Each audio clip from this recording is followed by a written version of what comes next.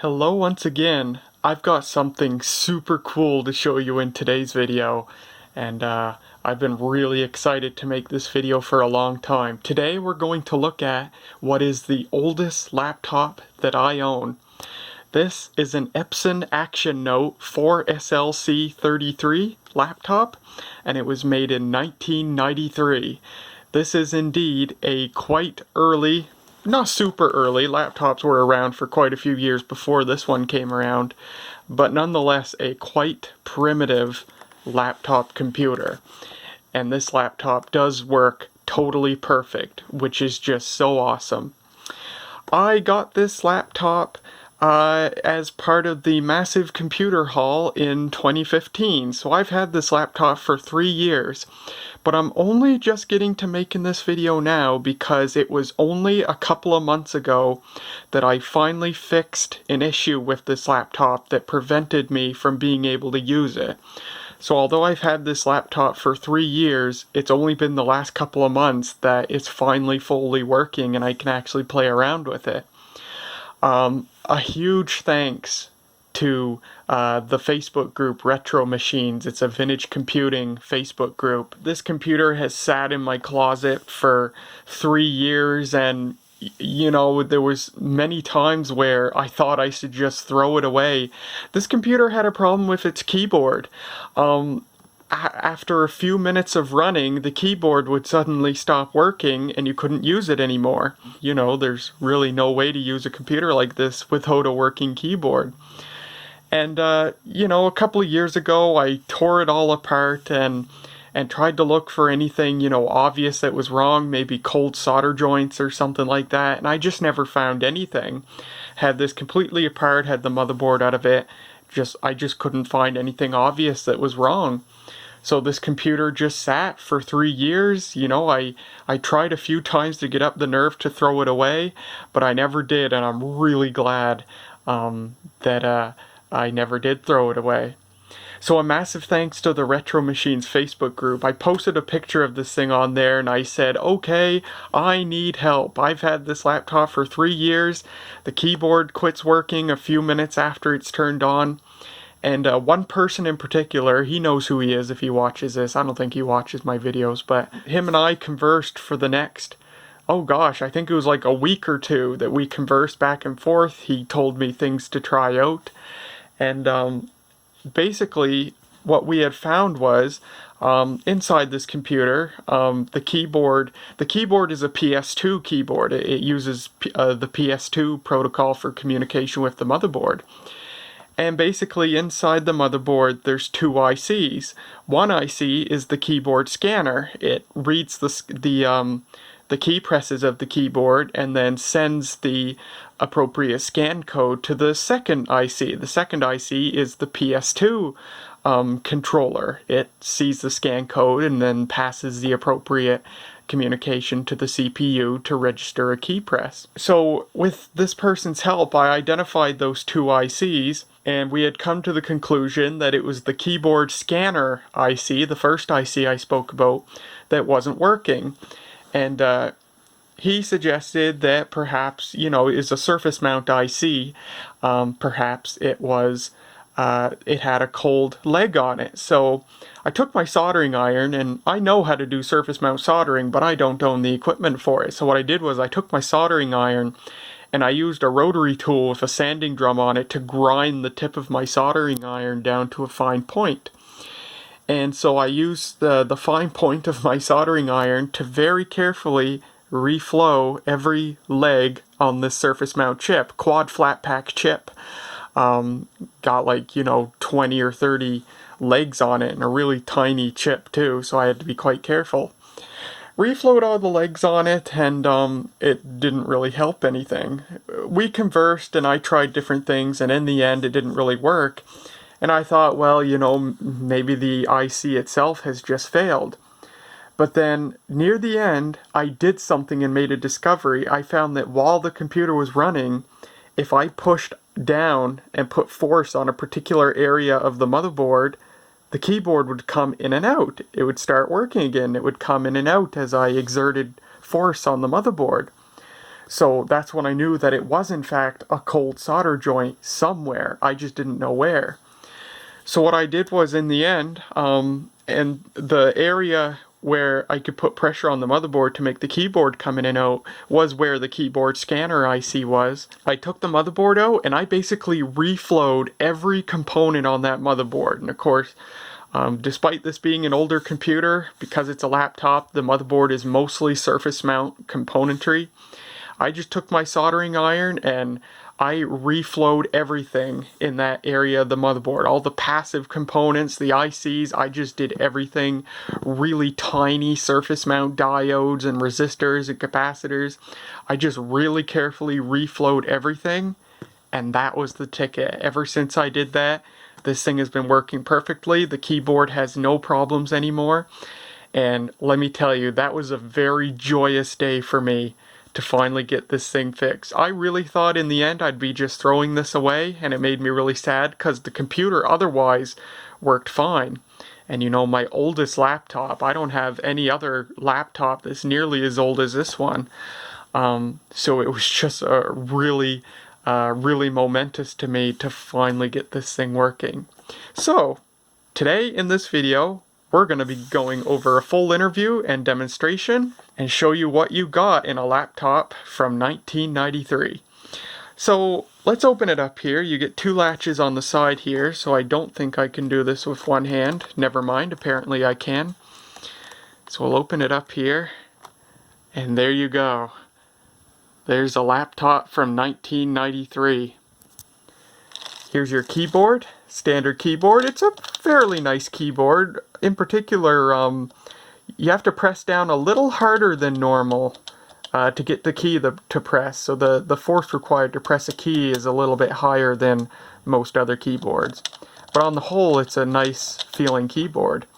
Notice, no built-in pointing device. There is no built-in pointing device on this computer. This was before built-in pointing devices became the norm on computers. There's the power button.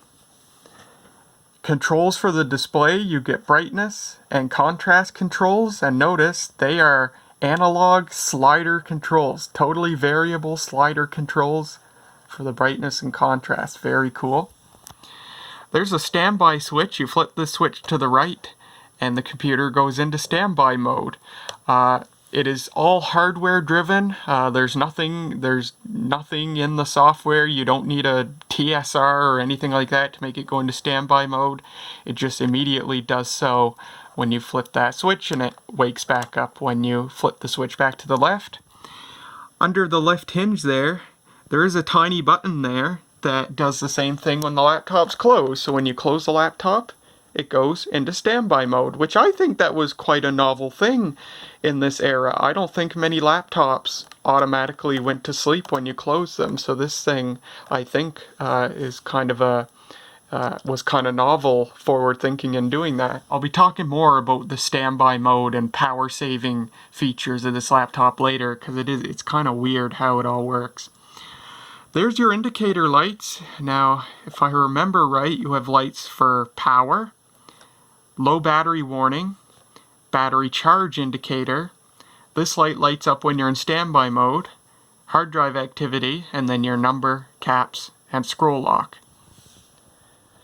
As for the display, what does this thing have for the display? Well, you know what? Actually, first, I'm going to go over the internal hardware.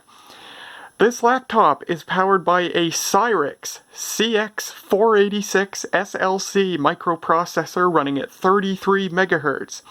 It is a 486 class CPU running at 33 MHz.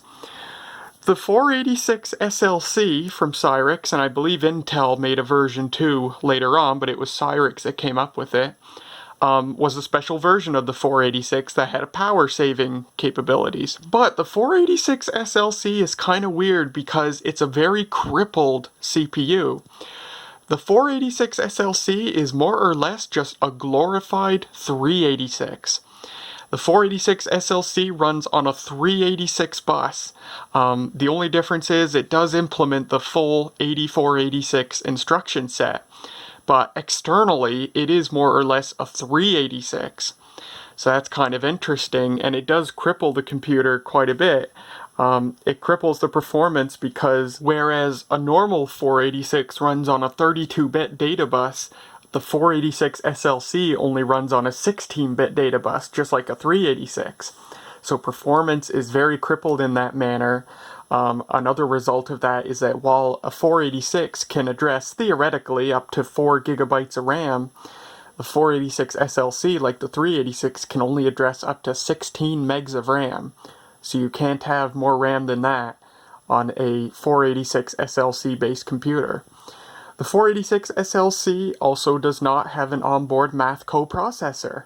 And this laptop does have a socket on the motherboard where you can add an Intel 8387 or compatible math coprocessor, which this unit does not have. I thought of buying one for it, but they are quite expensive on eBay, so I will not be getting one, which is fine by me. But yeah, really crippled CPU, basically a 386 with the 486 instruction set, and onboard 1 kilobyte of level 1 cache, which the 386 doesn't have if I remember right. But yeah, not much better overall than a 386 running in at 33 megahertz in performance. But it consumes less power than a normal 486 does, so that's why it gained use in laptops like this one. The 486 SLC was also used in some cheap desktop computers. So that's the CPU this thing's running. This thing also has 4 megabytes of RAM installed, which is actually the middle option for the amount of RAM that you could buy this particular model of laptop with. The base option was 2 megabytes of RAM, 4 megabytes was the middle option, and then the highest end option you could get was 8 megabytes. There's 2 megabytes on the motherboard, and then the extra 2 megabytes is on a little daughter board that you plug into the motherboard. Totally proprietary, so this thing doesn't take standard RAM modules that you can just plug into it. And this thing came with a 170 megabyte hard drive, a 2.5-inch IDE hard drive. I do have the original hard drive that this came with, and it works just fine. However, I've changed it out for a 2 gigabyte hard drive so I could get more space. This thing is old enough that the BIOS does not support hard drives larger than 500 megabytes. The 2 gigabyte hard drive does work just fine. However, I program the valid parameters into the BIOS and it sees it as a 2 gigabyte hard drive, but when it comes to actually addressing it, it will not address any more than the first 500 megs of it. So it is essentially working as a 500 megabyte hard drive. So yeah, that's pretty much the internal hardware, aside from other stuff that I will talk about once we look at the ports and stuff. As for the display, what did you get on a cheap laptop from 1993? This was a very low-end laptop for the time. Retail price of this thing was only around $1,500. That was very cheap for a laptop in 1993. This was at a time when other laptops from companies like IBM and Compaq sold for $3,000 or even $4,000. So this was a very cheap laptop at the time, aimed at the budget laptop buyer. So what kind of display did you get on a low-end laptop from 1993? Well, this thing has a VGA resolution monochrome display. It is a black and white 640 by 480 display. The display was made by Hitachi, and it's a very nice display. I'm not a fan of monochrome displays on computers. I'd obviously much rather have a color display. But as far as monochrome displays go, the display in this thing is awesome. It's very readable, nice and bright, great contrast. It's a very nice display. Passive matrix, so it's not great for motion and stuff because you get ghosting when you have a lot of moving stuff on the screen. But as far as simple stuff like text and static pictures, this is a very nice display, very readable. And no dead pixels or anything, so that's nice. So that's the display that's on this thing. Let's close it up and take a look at the ports. So the ports are hidden behind little doors on this computer. Behind door number 1, we have a serial port. A modem. This thing has a built-in 2400 baud modem, which is actually quite nice. I don't think a lot of laptops in 1993 had a built-in modem. This one does. And it was an optional component. It was like a $300 option for this laptop. And then, kind of surprising to find on this, a PS2 port. It's labeled external keyboard, however it does work for a mouse, so I actually use it for a mouse. It'll work with either device, and actually, I believe if I remember right, you could buy a little adapter thing that would break it out into 2 ports, so you could have both a PS2 keyboard and a PS2 mouse on this if you wanted. So very nice. Going around the back, behind door number 2, we have a VGA port. So you could plug an external VGA monitor into this, and you do get color when you use an external monitor. However, the graphics chip built into this thing, it's a Cirrus Logic GD6410 VGA graphics chip. It is truly VGA only. It is not an SVGA chip, so you can't get 800 by 600 through this port or anything like that. It literally only mirrors what's being shown on the internal display. You get a parallel port and a second serial port, so 2 serial ports on this computer, which is quite nice. And then going around the left side, there is the charge connector. So I did get the charger with this thing, and a floppy drive, 1.4 megabyte, 3.5 inch, and it works just fine too, which is nice. So I have the charger right here, plugged in and working right now. Epson model AP3S25. It's worldwide input, and the output is 15.5 volts DC at 2.4 amps.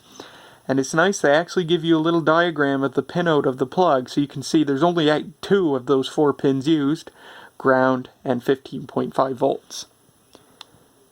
Made in Taiwan. So there's that.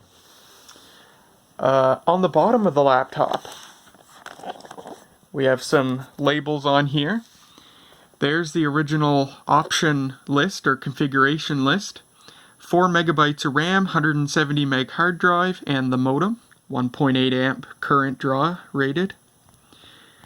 Contains nickel cadmium rechargeable battery, must be recycled or disposed of properly. And there's the model of the original battery, Sanyo KR1700AE NiCad battery. I believe it was 1.7 amp hours. I did not get this with the original battery, but I was able to actually fabricate a new battery for this laptop that is totally 100% compatible with the original and works just as well. It's super awesome. I'll show you in a moment. And the original Epson warranty advertisement sticker. On-site service. There you go. And this is the door for the battery compartment. So on a laptop this old, rather than a battery that slides into a slot or just plugs into the back of the computer, this thing actually has a battery compartment, which is where the original battery was stored. Well, I'll open this compartment and let me show you what I've done here.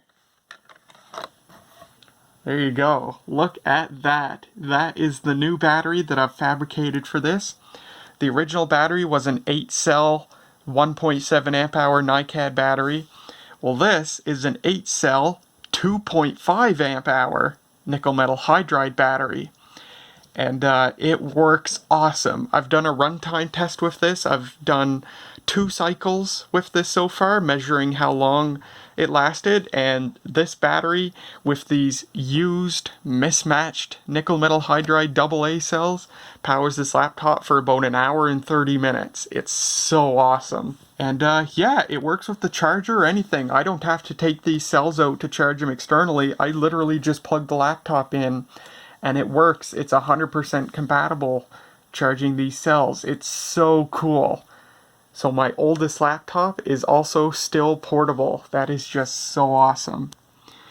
So the contact tabs for the original battery, just 3 tabs. You have positive and negative, and the 3rd tab was for a thermistor.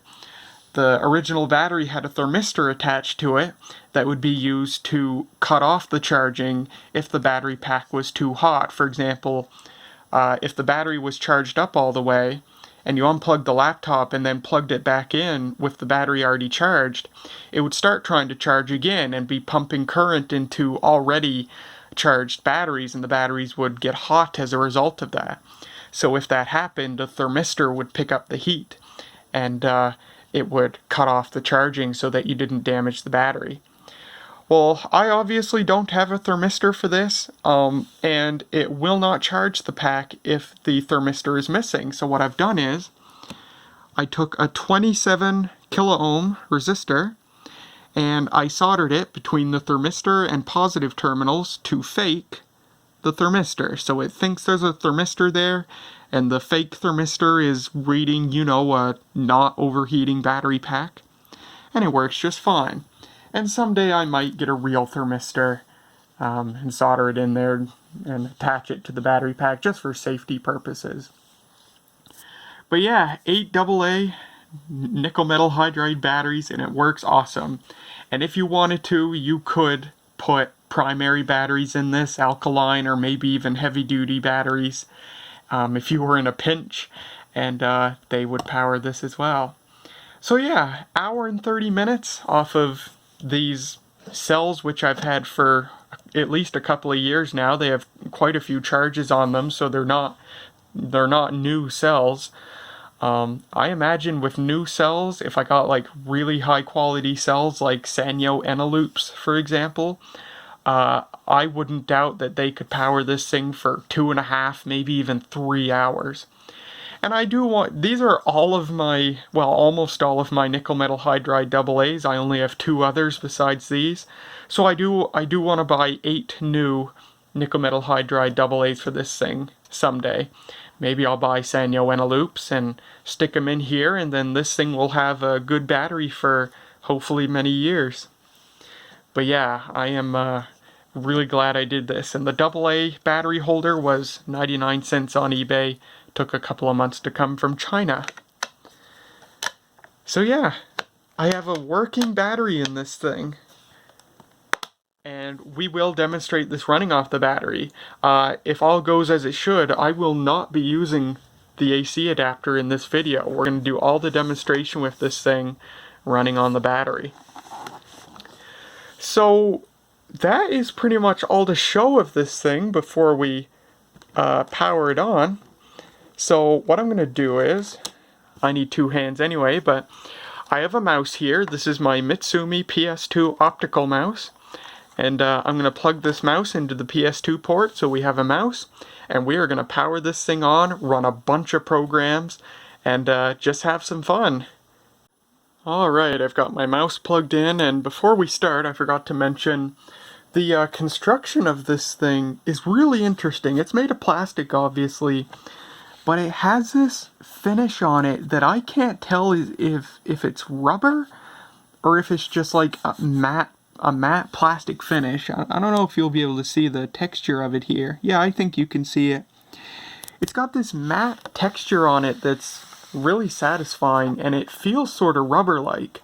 But I can't tell if it's rubber or if it's just matte plastic. If it is rubber, it's quite nice because it's not sticky or anything, and I can't scratch it with my fingernail like you can do to a ThinkPad. It's quite a robust rubber finish if it is. But yeah, quite interesting and quite satisfying to feel, personally. But alright, let's turn this thing on, and we're going to go into the BIOS first. Light off. And power on.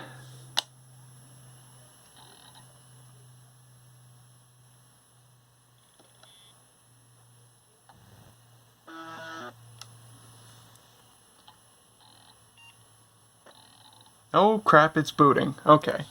Well, alright, we're booting. We're booting into MS-DOS 6.22 standard repertoire, and I do have Windows 3.1 installed. I have QEMM 8.0 installed. I have the Microsoft Mouse software installed, which you can see right here. And this is Norton Utilities 8.0 doing its usual startup routine. I also have a utility that you saw activate that turns the video from the default reverse video to standard white on black video, which I prefer. And I'm not sure why I have to put this, it's a standard Cirrus Logic utility. You can see CLGD6410 VGA configuration utility. And yeah, you have to run this utility, VGA conf, with the switch NOR, which means no reverse, to get normal white on black video.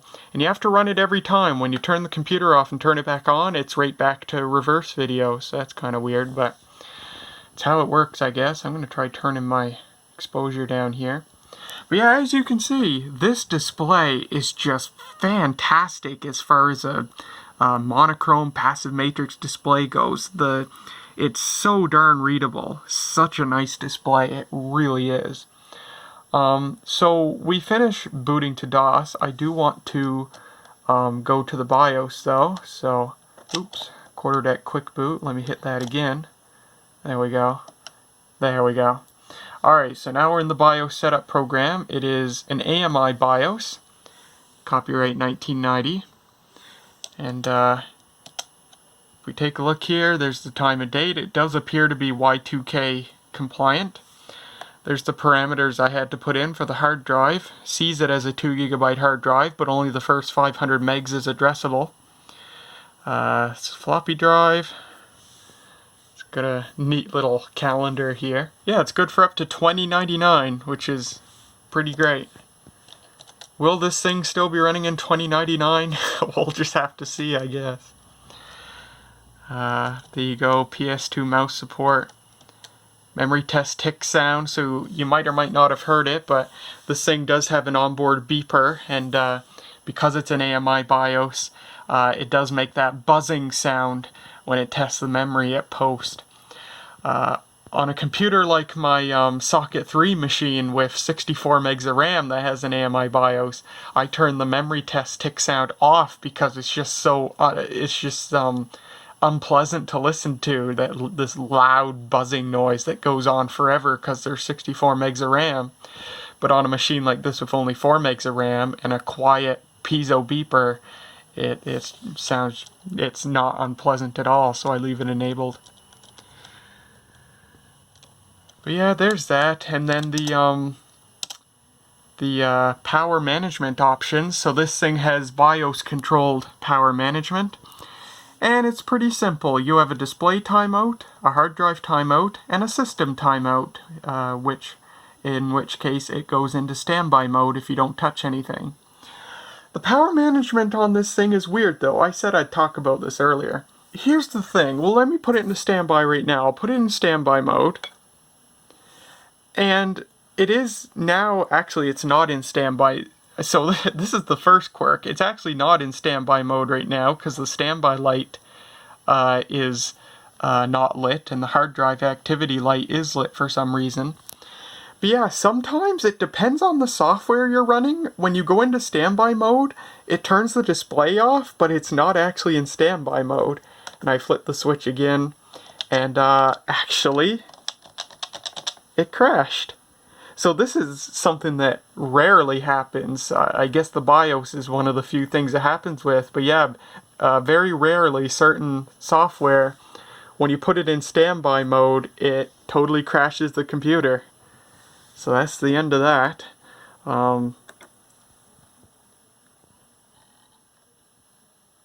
So actually, I'll just let it boot up here. There wasn't really anything else to show in the BIOS, but yeah, some things you put it in standby mode, it crashes the machine. That's very rare.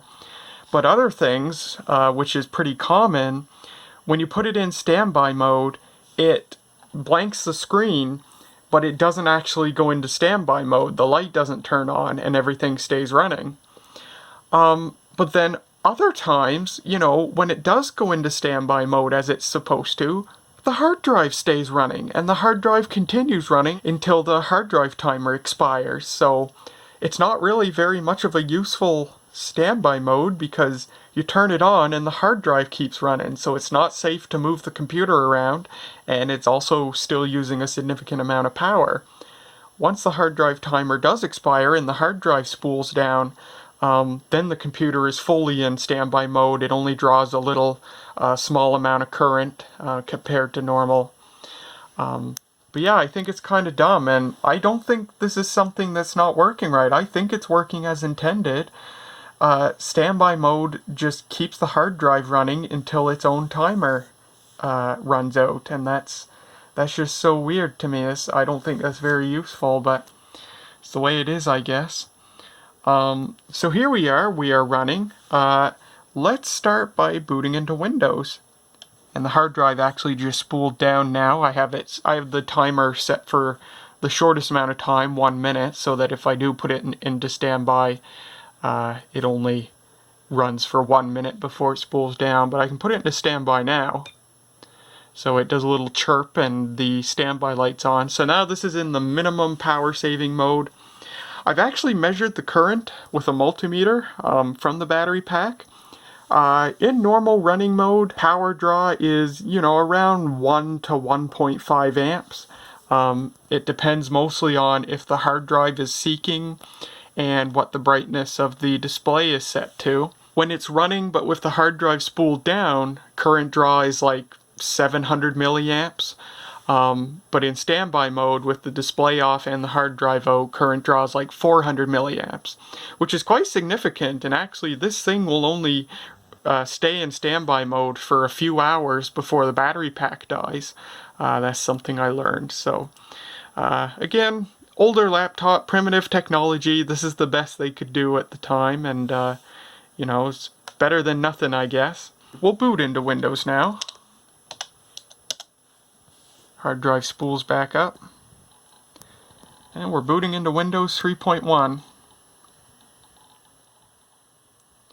So this thing has been kind of a learning experience for me because it only has 4 megs of RAM, and the only other Windows 3.1 computer that I've owned, which is my Socket 3 machine, there's QEMM's MagnaRAM utility starting up. That machine has 64 megs of RAM, so there's practically a limitless number of things you can do on a Windows 3.1 machine like that. But with this computer only having 4 megs of RAM, it's quite a learning curve. You discover a lot of things that you can't run because there simply isn't enough RAM. And let me tell you, QEMM has definitely been a godsend on this machine. On a machine like this with such a limited amount of RAM, QEMM really works a lot of wonders. Saves a lot of virtual memory swaps and stuff like that. So you can see the program manager I've gotten kind of creative with. When you only have 640 by 480 to work with, you learn to cram a lot of stuff into your program manager with little tiny program groups. We'll open QEMM here.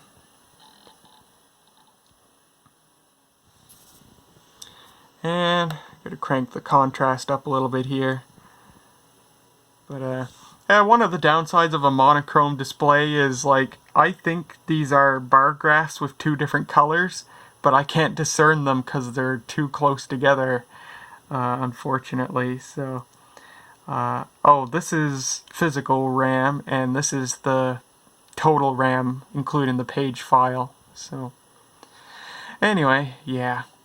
And yeah, there are a lot of situations in which you have to adjust the contrast of the display, especially when it comes to programs that have colored text, and the text can be hard to read sometimes. But yeah, I've got quite a few Windows programs installed on this. I have Bananacom installed, which is actually a DOS program, a terminal emulator. So I can log on to BBS's with this thing, with my Wi-Fi 232 device. I have Microsoft Office 4.2 installed. I chose 4.2 instead of 4.3 because 4.2 is way slimmer. You see, when I had the original 170 megabyte hard drive on this thing, I literally ran out of space. I was trying to do everything I could to fit all the programs I wanted on here, going with older versions of programs and stuff like that, and in the end I just ran out of space. And what I ended up doing was putting the new hard drive in, installing DOS on it, just a bare installation of DOS, and then I used my parallel port zip drive to copy all the files and programs from the old hard drive onto a zip disk, and then I moved it onto the new hard drive, so I didn't have to reinstall anything, which was nice. But yeah, I have Microsoft Office installed. I will we'll take a look at it here. 4.2 from 1994.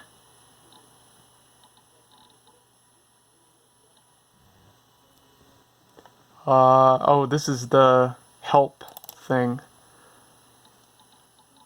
Oh, and it started up the little gadget bar there. So we'll open Microsoft Word.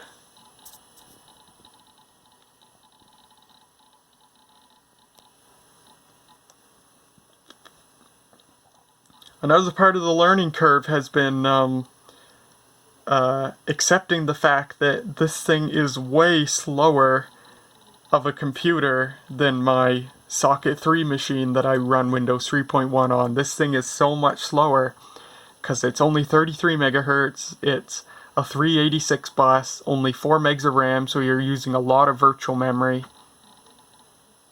So things just take time. But here is Microsoft Word. There it is, finished loading. Word. You can see another artifact of a passive matrix display. You can see this ghosting caused by other elements on the screen. You can see these vertical lines here. That's not a defect. That's literally just how it works. I know Word for DOS has sample documents. I forget if Word for Windows does. What's this one?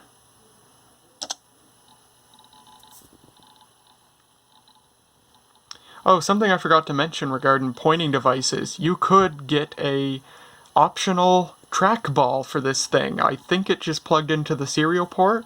It was just a standard Logitech, I think, trackball, and Epson offered that as an optional accessory for this thing. It wasn't built in or anything, it was just a ordinary portable trackball.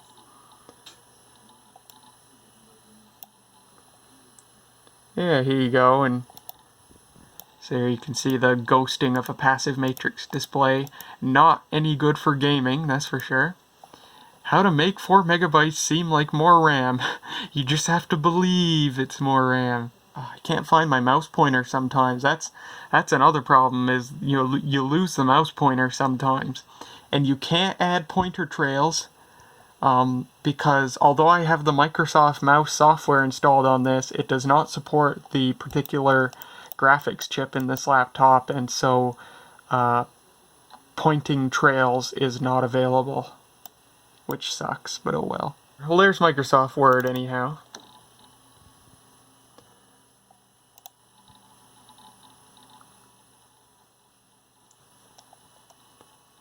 We'll open up PowerPoint here. Do I have PowerPoint? I think this has PowerPoint. Oh yeah, right here.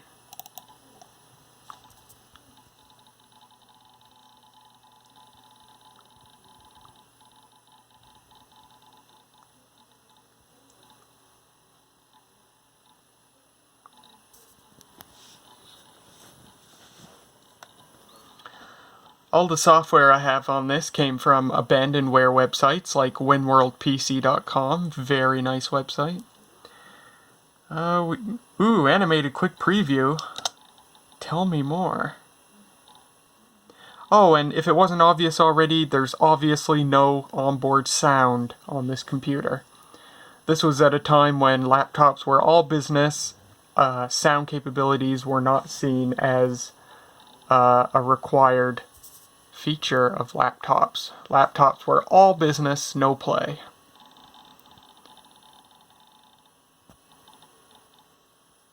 Ooh.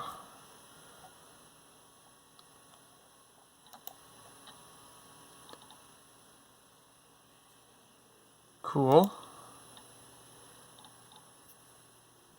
Once again, this display, for being a passive matrix black and white display, is just beautiful. It's so crisp, super readable, great contrast.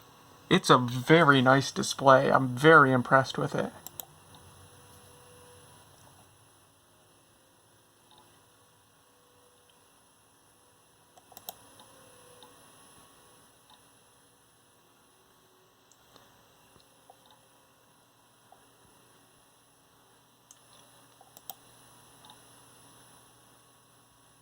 35mm slides. Who needs those anymore?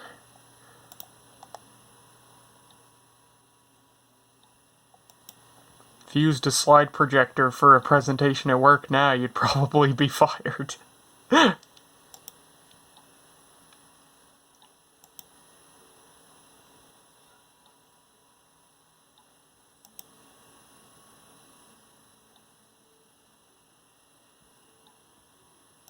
That's creepy.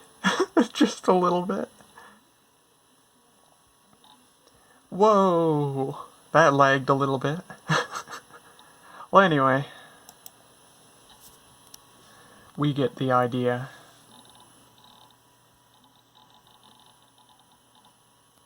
Tip of the day. Today's tip of the day is uncheck the show chips at startup box, so you don't get the tip of the day. Oh man, I have to keep like moving the camera so I can look at the screen with my own eyes so that I can find where the mouse cursor is. So my apologies for that. Alright, let's get out of that. We've seen enough Microsoft Office. Let me close the Office toolbar.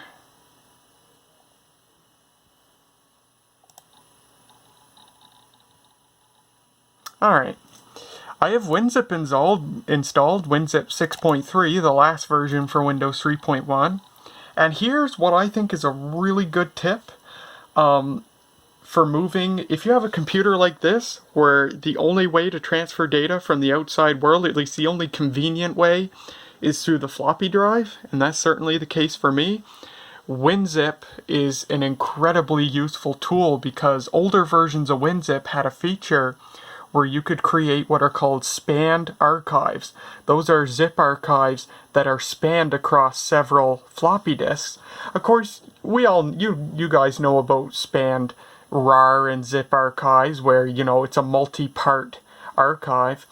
But older versions of Winzip had a feature where it could do spanned archives, particularly for floppy disk use, and it would write the data to the floppy, so you didn't have to like you didn't have to manually specify a spanned archive with parts that are 1.3 megabytes in size. It does it all automatically, and Winzip 7.0, which was the version right after 6.3, which is a 32-bit program, it'll run on Windows 10. On a 64-bit Windows 10 machine, Winzip 7.0 runs just fine.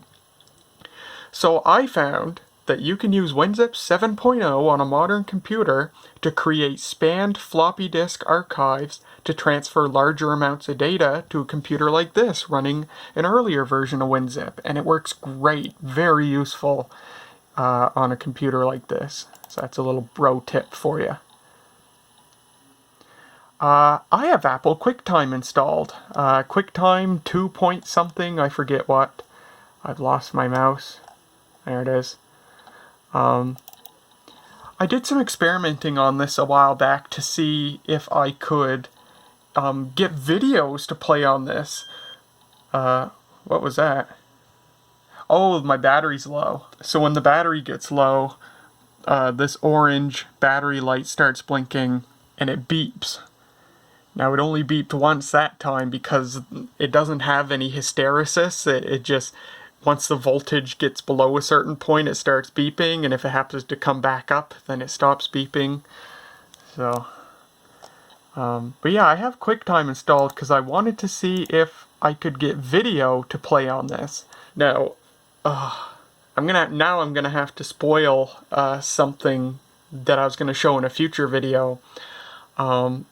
I have basically a replica Kovac speech thing. It's something that Murray built for me. We're not together anymore, but it's something he had built for me and sent me basically a replica Kovac speech thing. The Kovac speech thing is a little device that plugs into your parallel port, and you get sound. You can get mono sound out of the parallel port. It basically uses the parallel port as sort of a digital to analog converter, and the parallel port modulates the output at a frequency that it can generate sound.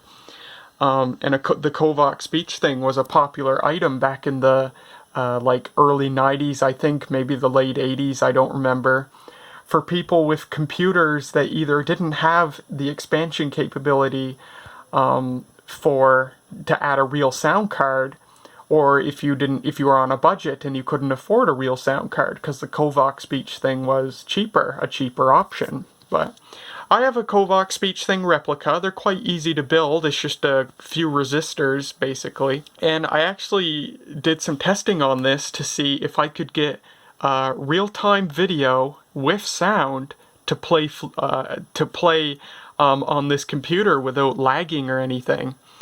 And so I tried a couple of different programs. This was one of them, QuickTime 2.1.2.59, to see if I could, get at least really low resolution video to play.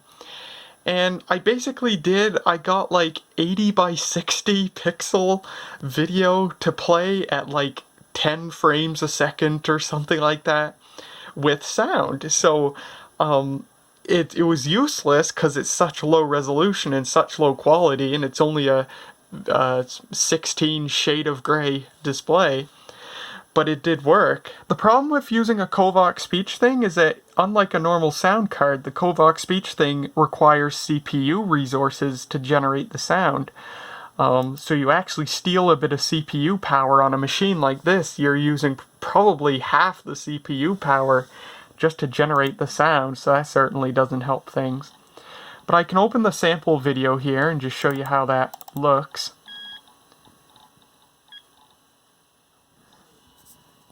And we'll see how it plays here. Oh, I keep losing my mouse. I didn't anticipate this being such a issue. This is a low battery beep. So yeah, this is lagging, not running at full frame rate.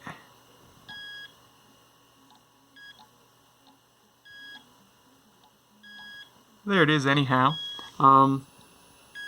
There's our low battery warning. And it'll do that for a few minutes before it just straight up shuts off, and it's stopped now because the hard drive quit chattering.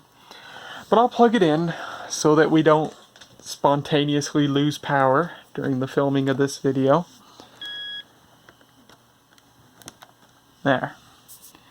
So now the charge light is blinking. When it's done charging, when it's fully charged, it'll just stay solid on. But now we're plugged in. So yeah, that's QuickTime Player playing a video.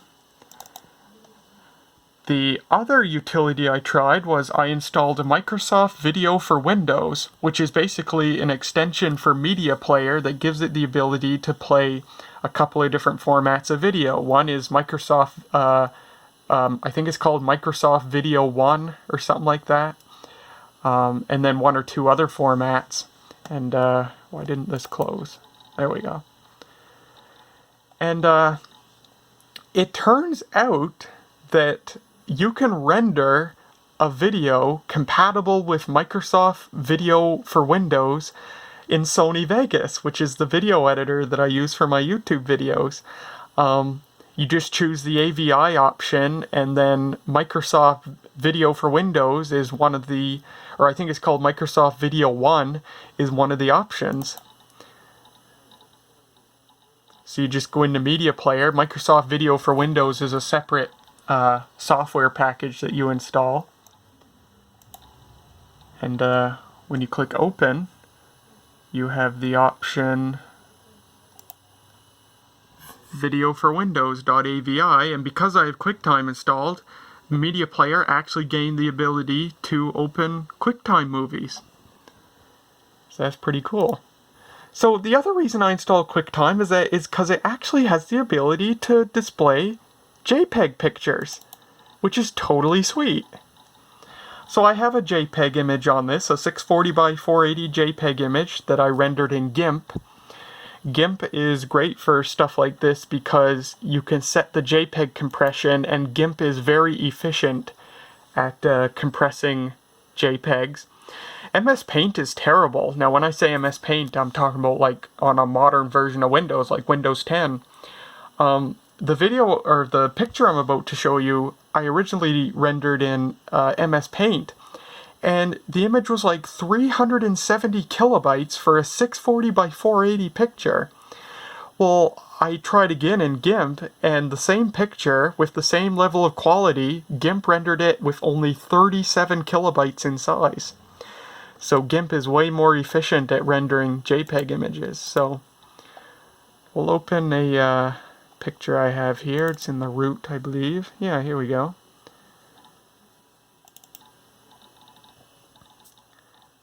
So this is a full color JPEG image. Obviously it's going to look quite crappy on this VGA 16 shade of gray display. But there, you can see, there is yours truly. Rendered in 16 shades of gray. Of course, it does the best it can with dithering, or the best that it knows how to do with dithering.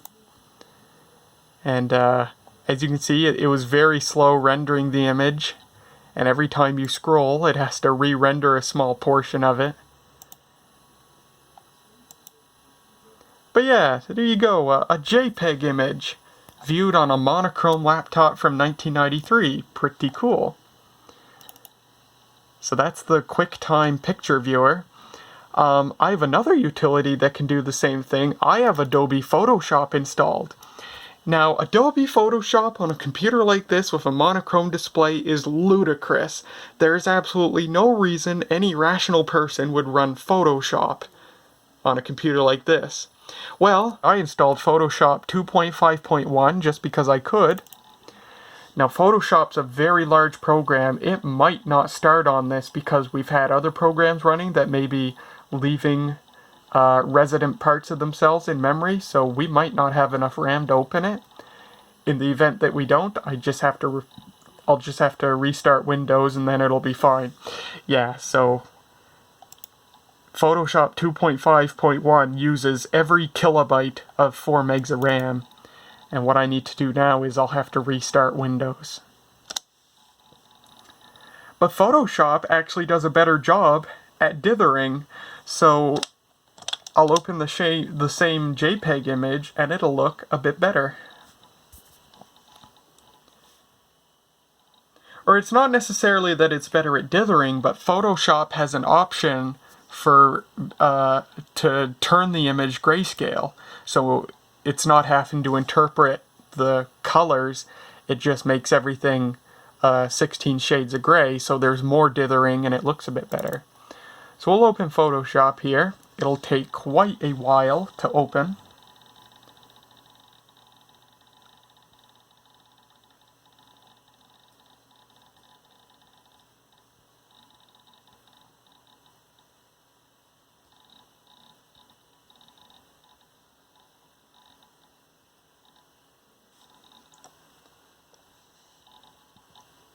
$19.93.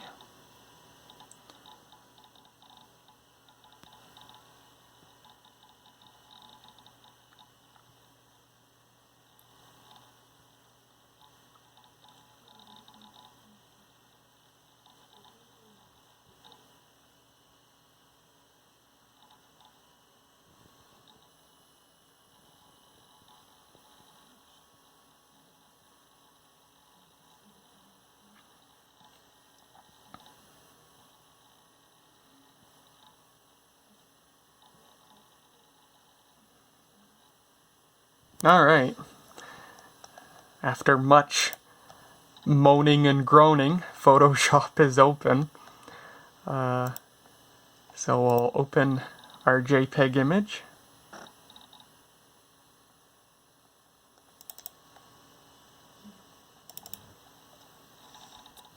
I think Photoshop's a bit faster at rendering it too. So you can see reading JPEG format.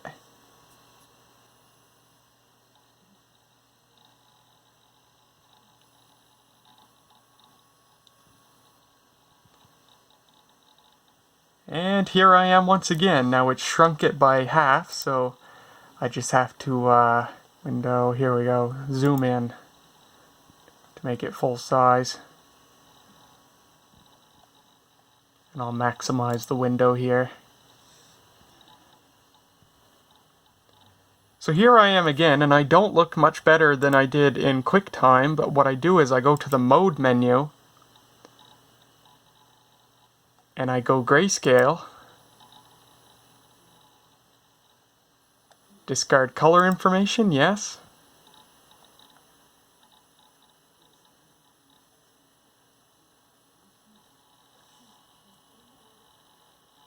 It's going to render it again.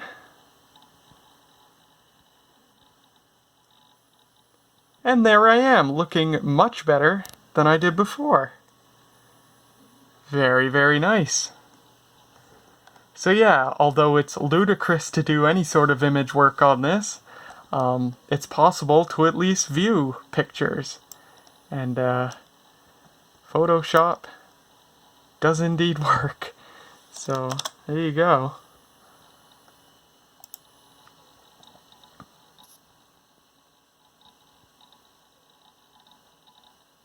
Big program. Uses every bit of the resources that this computer has available. I have quite a few games on here. I have 2 of the 4 Microsoft Entertainment Packs installed. I have Tetris here. I quite like Tetris. 1990.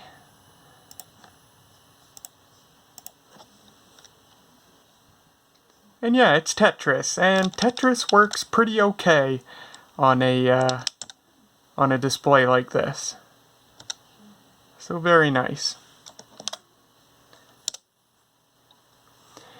Another game I like is... oh, where is it? Ski Free. This is from the 3rd Entertainment Pack. Ski Free is an extremely nostalgic game for me. Now, I've mentioned before that Windows 3.1 to me is the most nostalgic version of Windows because it was the first version of Windows I ever used. When I started kindergarten in 1999, the computers, half the computers at my elementary school had Windows 3.1, and they did up until 2nd or 3rd grade when they upgraded them to newer computers running Windows 95 and 98. But on those Windows 3.1 computers, we had Ski Free, and Ski Free is just, oh man, I played this a lot in kindergarten, 1st grade. Now, Ski Free, as you can see, does not work that great on a passive matrix display. The elements just move way too quickly to be legible. Things like snow piles that you run into that choke you up, they're not even visible when you're moving. The slalom is kind of difficult to do because you can't see the arrows on the signs. They're just moving by way too quickly. But for the most part, it's playable.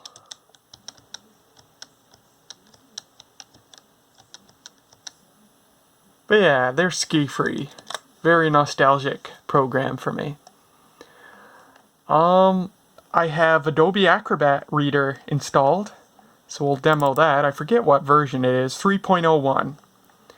So we'll open Adobe Acrobat Reader.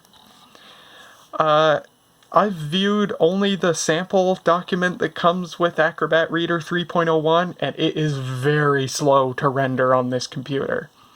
Let me tell you, 33 megahertz glorified 386 with no math coprocessor, and that's probably the 1997 very late program to be running on a computer like this, but no math coprocessor I think is one of the biggest reasons this thing is as slow as it is. Stuff like you know, anything that requires rendering graphics is just super slow when you don't have a math coprocessor. There was a version of the 486 SLC that had an onboard or an on-chip math coprocessor. It was called the 486 DLC, but I think it's quite uncommon to find a computer with a 486 DLC CPU because there's just no reason to, like, you would only use a 486 SLC because it's cheap to implement and simple to implement because you can use an existing 386 motherboard design. But if you're going to go so far as to have an onboard or an on-chip math coprocessor, you might as well just go with a full-fledged 486DX. Oh, it was right. Okay. We'll open acrobat.pdf. This is a sample document that it comes with, and it is quite slow to render.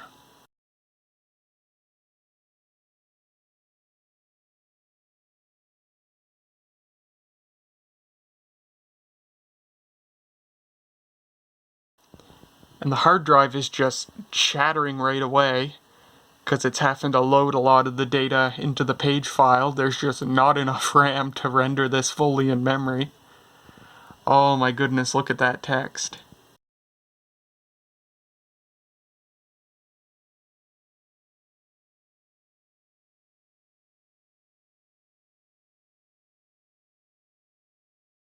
I'm going to call it done and we can move on.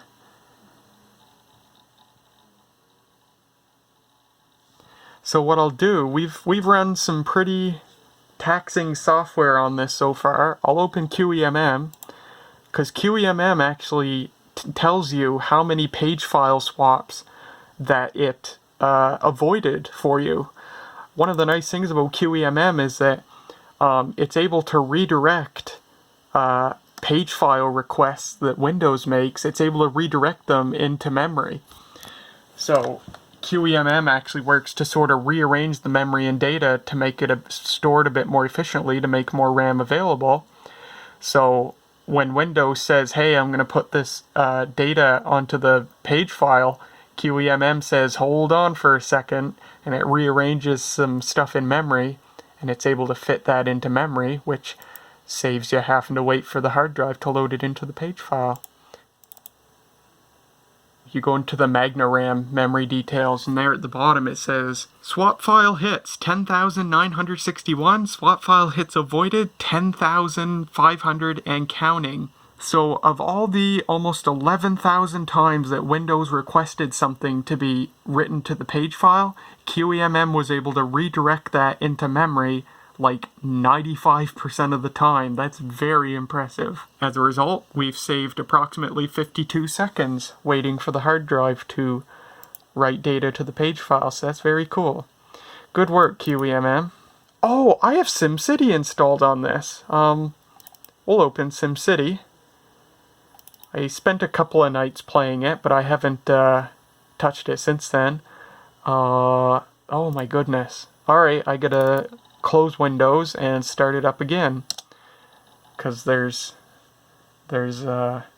stuff being left in memory, making not enough memory free. But I have SimCity. It's the original SimCity, or a remake of the original SimCity for Windows, because the original SimCity ran on DOS. I wanted to get SimCity 2000 running on this. This thing does not have enough Poogle for SimCity 2000. There's just not enough RAM. Alright, let's try this again. Here we go. 1992.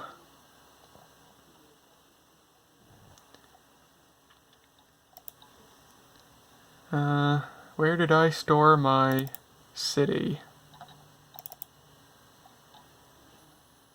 Oh, it must be dick.city. That must be mine.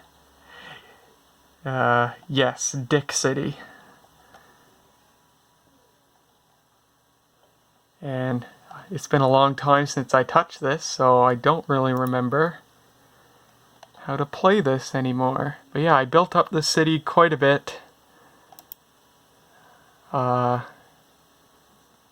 Yeah, there it is, all the roads and buildings and stuff. I only have a little bit of money because I've been expanding it a lot. How am I doing as mayor? Is the mayor doing a good job? 66% yes, 34% no. Worst problem, taxes, crime, pollution, traffic. Population 43,000. Yeah, so I guess I'm doing okay. So there's SimCity for Windows. And I have ClarisWorks installed. ClarisWorks is another extremely nostalgic piece of software for me because we also had ClarisWorks on the Windows 3.1 computers. that we had in my elementary school back in the day, almost 20 years ago now. This is ClarisWorks 1.0, the very first version. And I think 1.0 is the only one. I think 3.0 can run on Windows 3.1, but I haven't been able to find ClarisWorks 3.0. All the ones that you find on the abandonware websites are for different languages, but there's the word processor for ClarisWorks 1.0. I don't know if it comes with any sample documents. Yeah, there's a README. So ClarisWorks, of course, competed with Microsoft Works. It's quite a trim program, a lot smaller and simpler than Microsoft Works. So yeah, here's a document in ClarisWorks. Of course, way back in the day, kindergarten, whenever I opened ClarisWorks, it was to play with the graphics program. Now, newer versions of ClarisWorks have a graphics program and then a separate paint program, but 1.0 has only the graphics program. And, of course, it's not as fun on a black and white display, but you get the idea.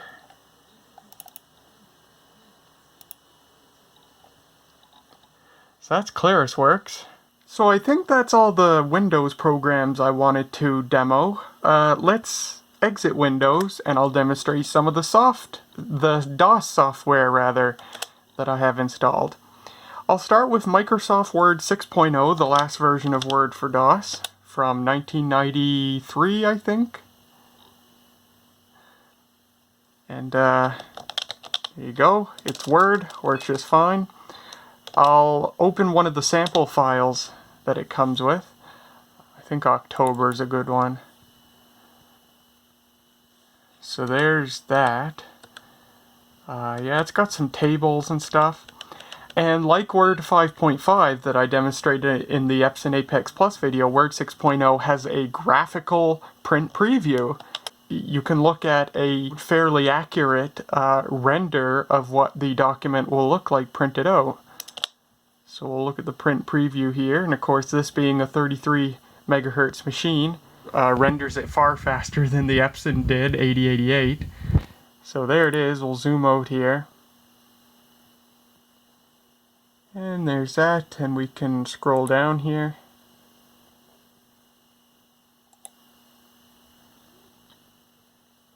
There's the table.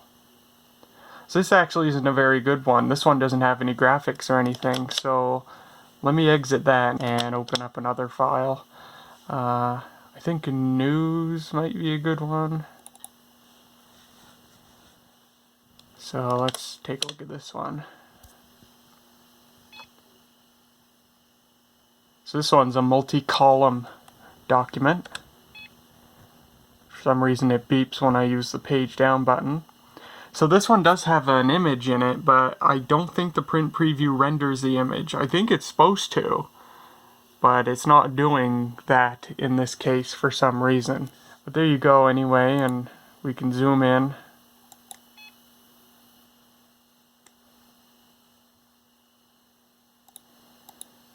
So yeah, there's that. And yeah, this is Microsoft Word 6.0. Yeah, 1993. So there's that. Now, I do have yet another image viewing program on here, one for DOS. It's called PictView. And it's a nice little program, runs on a 386 or better, that reads a bunch of different image formats. And the sort of funny thing is, PictView works way better than the two Windows image viewers I demonstrated. Of course, it helps that this is a fairly modern program. I forget what year this is from, but it's way newer than QuickTime 2.1 or Photoshop 2.5.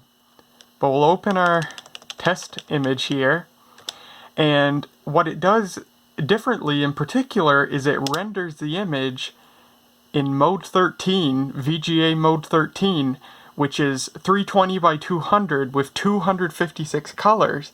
So if you look here, I'm looking much better than I was in the two Windows programs, because I'm now being rendered in 256 colors, or in the case of this particular laptop, 32 shades of gray. The laptop's display interprets 256 color mode into 32 different shades of gray. So now I have 32 shades of gray instead of 16 to show my face, and as a result I'm looking much better than I was in the Windows programs. Of course, because this is a VGA resolution image, and I'm panning around using the mouse, by the way, because this is a VGA resolution image, it can't fit on the screen in mode 13, so it pans. And also the aspect ratio's wrong. My face is a bit squished because 320 by 200 is a bit different resolution, or a bit different aspect ratio rather, than 640 by 480. But it works, and it works pretty well. It looks pretty nice. You don't really see hardly any dithering at all. So there's PictView, a nice little image viewer for DOS. Next I'll open Norton SysInfo, and I'll give you a look at how this computer benchmarks compared to other computers. So there's the specs right there. We'll go benchmarks, CPU speed. And here's where we are compared to a Pentium 66, a 486 DX33, and a 386 DX33. And it's about halfway between a 386 DX and a 486 DX. If we look at the hard disk speed, this thing scores really well because it's got a hard drive that's like 3 or 4 years newer than the laptop itself. The original hard drive, the 170 megabyte drive, was not a very fast drive. This drive is way faster, so that's pretty good. So that's Norton SysInfo. I have Microsoft Flight Simulator installed, Flight Simulator 5.0, the last version, not the last version to run on DOS, but the last version that was distributed on floppy disks. I need to go to Flight Sim 5, FS5. And it runs pretty okay from 1993. And you might hear that farting noise. That's my plane's engine. And there it is. And right off the bat, you're ready to go. So I'll just do a quick flying demonstration here. This is running in mode 13.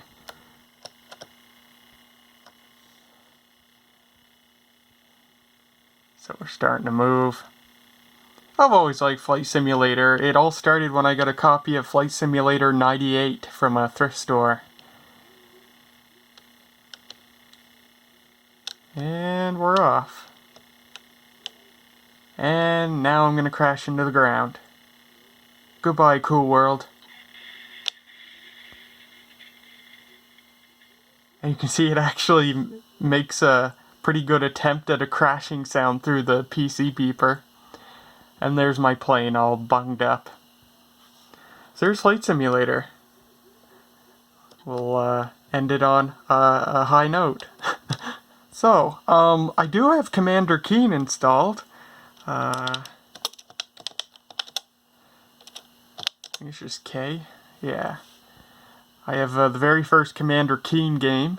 Runs pretty well. Of course, not as lively on a monochrome display. It's a pretty colorful game, but it works well on this. And it's okay with the passive matrix display.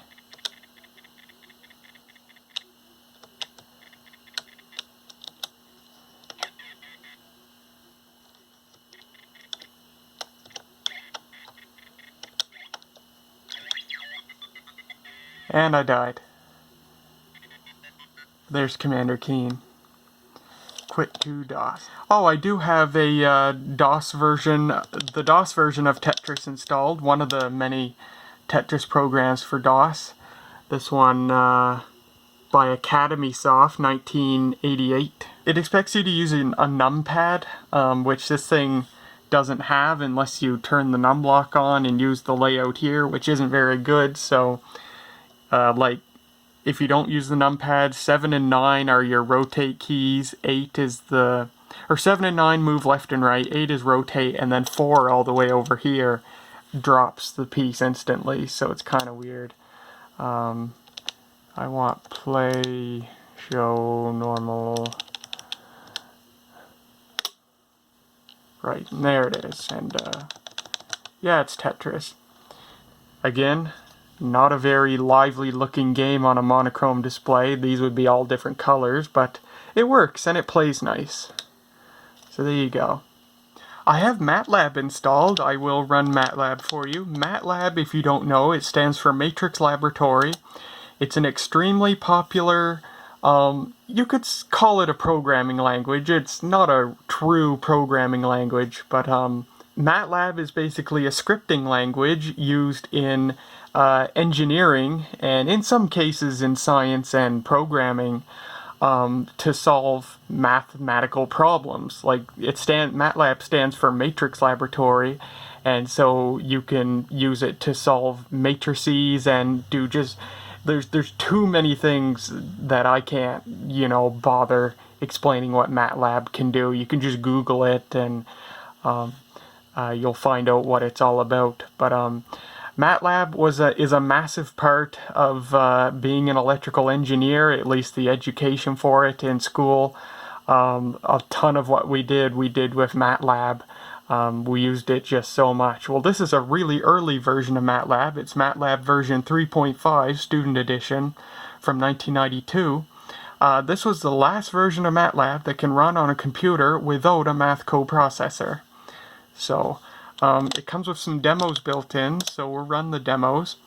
And a couple of the demos, it prints nice, pretty graphs on the screen. So we'll do 7, which is pretty 3D mesh surfaces.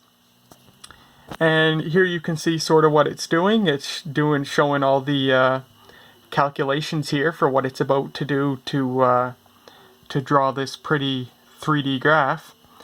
And press a key. And there it goes. Ooh, how pretty is that? So yeah, that's a surface plot in MATLAB of sine r over r. Let's do another one here. This is a contour plot. Not quite as pretty, but a very often used tool nonetheless, especially with electromagnetics. Cosine function.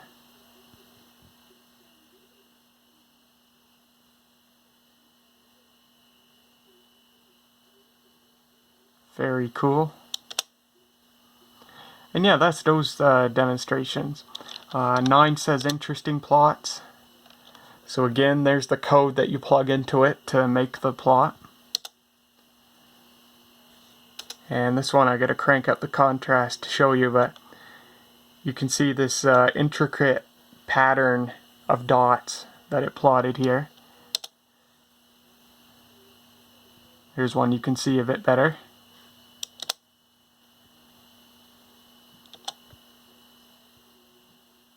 That's a really neat one.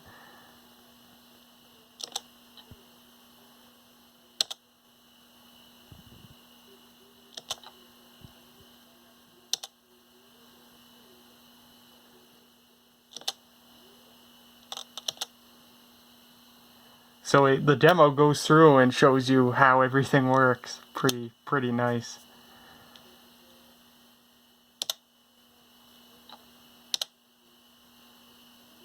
Here's another contour plot. It's got little arrows here showing the I didn't bother reading what exactly it was doing, but we did plots like this in school to show the magnetic flux lines in space. So there's that. And if what's kind of neat is if we exit and we'll go quit, it shows you how many floating point operations we executed during our MATLAB session, 34,476. Now, the latest version of MATLAB on a modern computer, it would compute that many flops just opening the software. So that's kind of neat.